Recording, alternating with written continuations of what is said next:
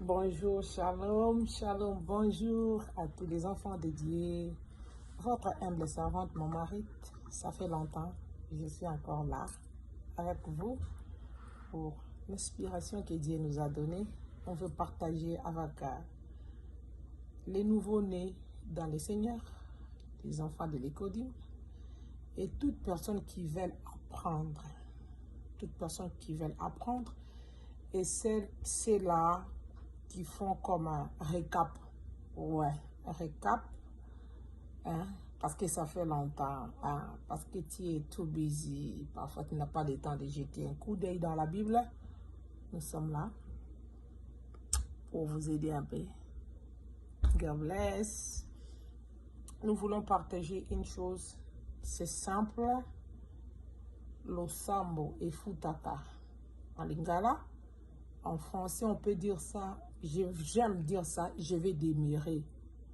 Je vais démirer. Vous allez demander, maman, je vais démirer où? Je vais démirer devant la présence de Dieu. C'est pourquoi j'ai dit le Sambo et Futaka. On va prendre pas beaucoup de minutes, mais peut-être 2 ou 3 vidéos. Le Sambo et Futaka. Je vais démirer où? Je vais démirer dans la présence de Dieu, devant la présence de Dieu, devant son lieu saint. C'est pourquoi, première question,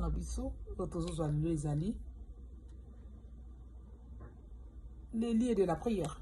On va y arriver par la prière, mais je commence par là. Les lieux de la prière.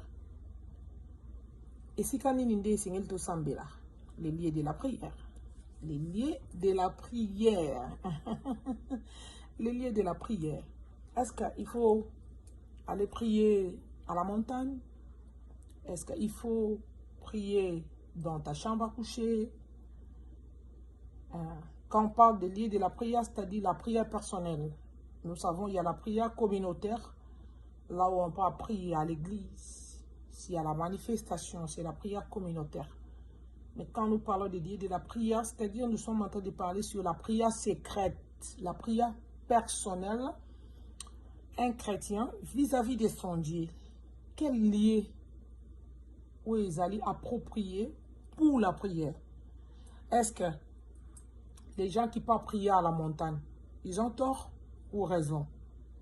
Prier à la montagne, c'est bon ou c'est mauvais?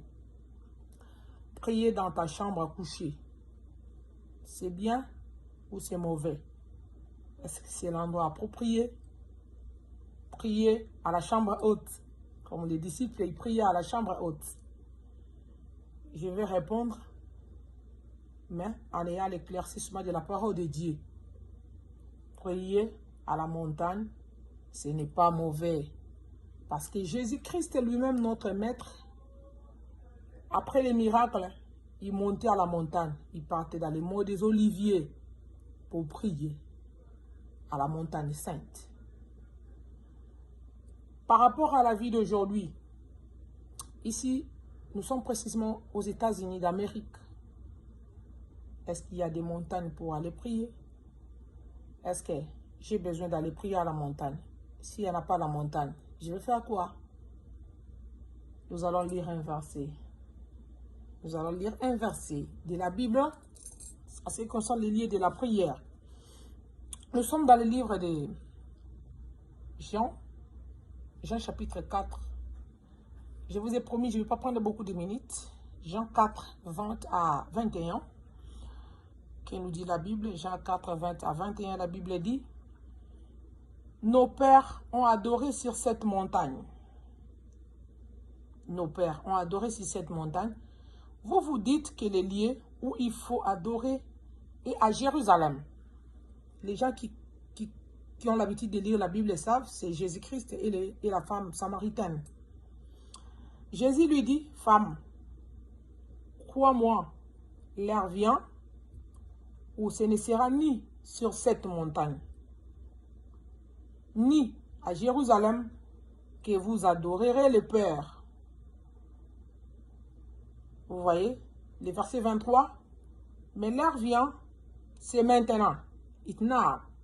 C'est maintenant où les vrais adorateurs adoreront le Père en esprit et en vérité, car c'est cela, les adorateurs que le Père cherche.